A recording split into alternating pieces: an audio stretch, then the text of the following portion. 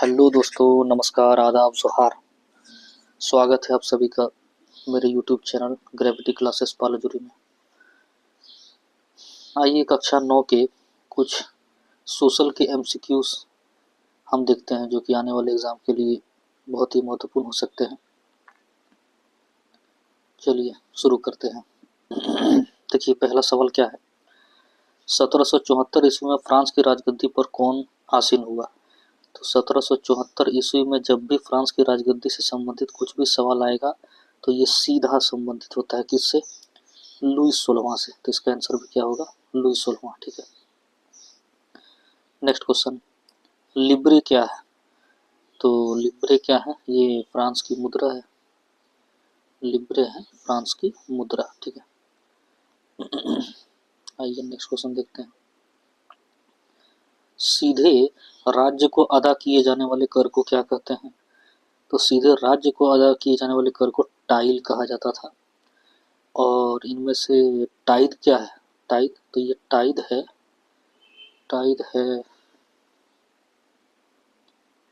धार्मिक। टाइद है धार्मिक कर। ठीक है। अगला क्वेश्चन भी तो यही है कि टाइद का अर्थ क्या होता है? तो टाइद का अर्थ होता है धार्मिक कर। धार्मिक कर। फ्रांसीसी क्रांति कब शुरू हुई थी? तो इसका डेट याद रखिएगा। फ्रांसीसी क्रांति की शुरुआत हुई थी 14 जुलाई 1789। ठीक है। आइए नेक्स्ट क्वेश्चन। चर्च के विशेष कार्यों को करने वाले व्यक्तियों के समूहों को क्या कहा जाता था? चर्च के विशेष कार्यों को करने वाले व्यक्तियों के समूहों को क्या कहते थे?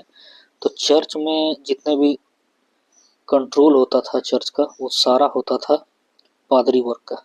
इसलिए इसका उत्तर होगा पादरी वर्ग।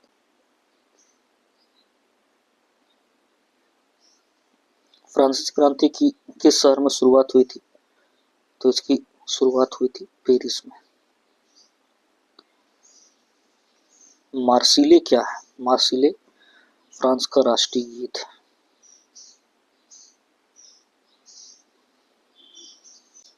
नेपोलियन बोनापार्ट कौन था? तो ये फ्रांस का सम्राट था। फ्रांस का सम्राट।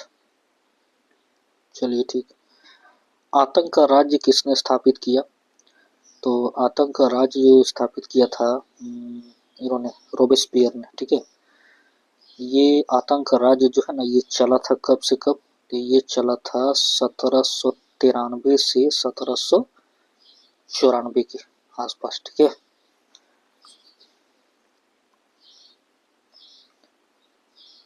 नेक्स्ट क्वेश्चन, ओलंप दिग्बुझ। ओलंप दिग्बुझ कौन थी? तो ये एक क्रांतिकारी थी। नेक्स्ट क्वेश्चन, फ्रांसीसी कॉलोनियों में दास्तां कब समाप्त हो गई? तो दास्तां समाप्त हो गया, गुलामी समाप्त हो गया 1848 में।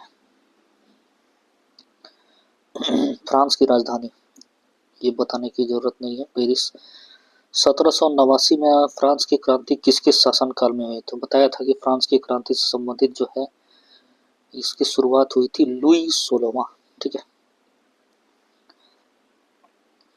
टाउन हॉल के समक्ष कितने लोग इकट्ठा हुए थे? तो ये 7000 के करीब लोग वहां इकट्ठा हुए थे।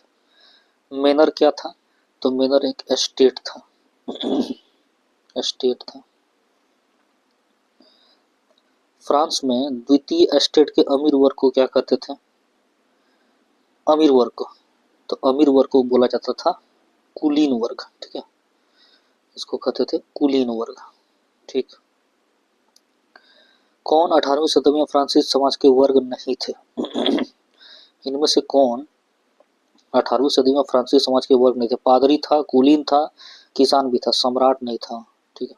ठीक था, शक्तियों का प्रतीक था। ठीक है।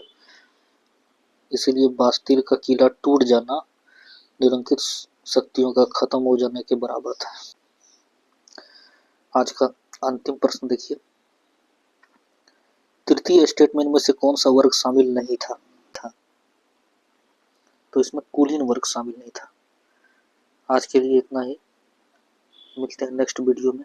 आशा करता हूँ आप सबको वीडियो पसंद आया होगा। बहुत बहुत शुक्रिया, बहुत बहुत आभार।